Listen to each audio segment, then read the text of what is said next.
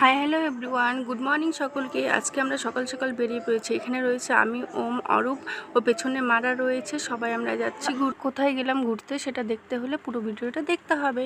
এখন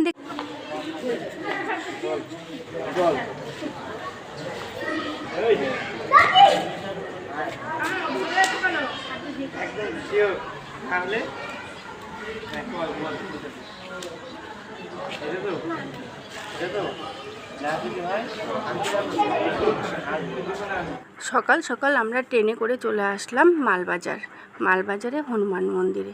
এখানে মন্দিরটা অনেক সুন্দর ছিল। দেখো আমি তোমাদেরকে দেখিয়ে দিচ্ছি। মন্দিরটা রাস্তার পাশে যদিও ছিল, কিন্তু স্পেসটা খুবই একটু কম ছিল, কিন্তু অনেক সুন্দর ছিল। ভেতরে আমাদেরকে ভিডিও করা বারণ ছিল, তাই আমরা ভিডিওটা করতে পারিনি। এখন দেখো আমরা এক এক করে সবাই মিলে ঢুকে যাব আমাদের মন্দিরটা। তোমাদের কেমন লেগেছে সবাই কমেন্টে জানাবে। এদিকে দেখো আমি চারপাশটা দেখিয়ে দিচ্ছি, খুবই সুন্দর ছিল মন্দিরটা। এই যে আমরা এক এক করে ঢুকে গেলাম। অরূপ ঢুকে গেছে প্রথমে, তারপরে এই যে চুমকি ঢুকছে, তারপরে মন্দিরটা রাস্তার কারণে হওয়ার জন্য রাস্তাতেই কল ছিল, আমরা সবাই পা ধুয়ে ঢুকে পড়েছি। এই যে মা গেল, মা ঢুকে নিল। তারপরে এই যে মায়ের মা দেখতে পাচ্ছ, এখানে আমার বৌদি রয়েছে, ওম রয়েছে, তারপরে আরেকটা আমাদের বৌদি ছিল, তারপর আরেকটা দাদাও ছিল। আমরা সবাই মিলে চলে গেলাম মন্দিরের ভেতরে। দেখো তোমরা মন্দিরটা কত সুন্দর না বলো। এখানে প্রসাদ দেওয়ার জন্য বাইরেই লোকগুলো বসেছিল। আর এদিকে দেখো শিবের মন্দির এটা। তারপরে এখানে নিচটাতে কোনো কিছু ছিল না, যদিও উপরে ছিল ঠাকুরের মন্দির। এই মন্দিরে পুজো দিয়ে তারপর বেরিয়ে পড়েছিলাম। আমাদের কাছে অনেকটাই টাইম ছিল, কারণ আমাদের ট্রেনটা ছিল সেই প্রায় তোমার 5:30টার দিকে।